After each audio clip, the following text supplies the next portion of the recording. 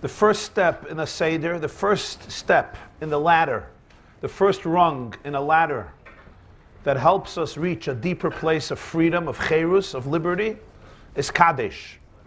Kaddish, of course, means to make Kiddush, but in a broader sense, it means I have to be able to designate.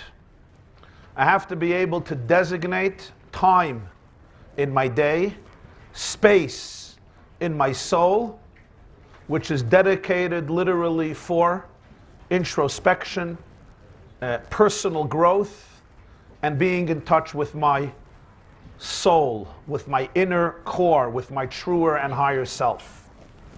Step 2, I wash my hands. If somebody's hands are not clean, if somebody actively lies, if somebody is a dishonest person, if somebody's hands are soiled from moral filth, there's no growth.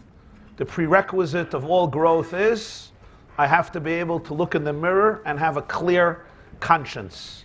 There are only two types of happy people. People who have a clear conscience or people who destroy their conscience.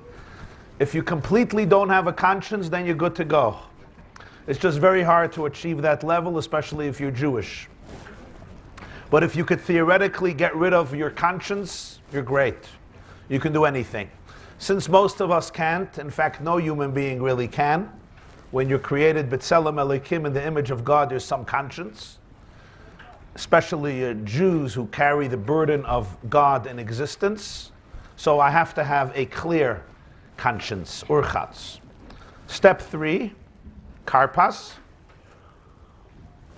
I take my vegetable and I dip it in the water, the salt water or the vinegar, or really any dip. Any dip is fine, a liquid dip, known as karpas, which on a spiritual level represents taking the body, boire priha adama, which comes from adama, adam, from the word adama, earth, taking the physical body and not shunning the body, not crushing the body, not ignoring the body, elevating it and dipping it into the water. The waters of wisdom. Water represents wisdom, water represents inspiration, water represents a life force. It's the life force that sustains man, sustains animal, sustains the world of botany. The world lives from water. We begin our life in water, in the amniotic sac, submerged in the water in the wombs of our mother.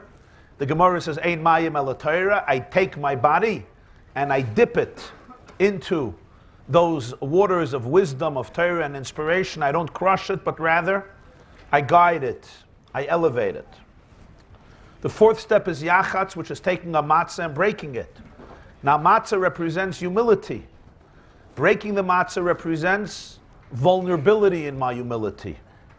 If a person is not ready to have cracks, if a person is not ready to expose their vulnerabilities to themselves, to God, to a person they trust, to people they trust, ultimately there's no real room for liberation and growth.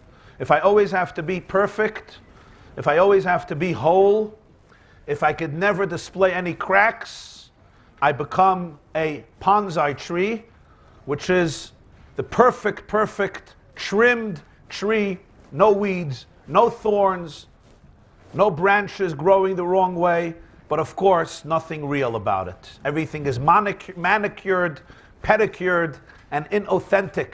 Indeed, as somebody mentioned, bonsai trees, by definition, don't grow tall. They grow short because their roots are trimmed. So people who are always trimming themselves to be perfect can't really grow to their full height, their full potential. It's interesting, matzah itself is humility. You would think humility is vulnerability, but the truth is sometimes humility has its own arrogance. People who walk around the world saying to themselves, I'm humble. And the humility itself becomes another form of masqueraded arrogance. So the humility itself also has to be broken, challenged.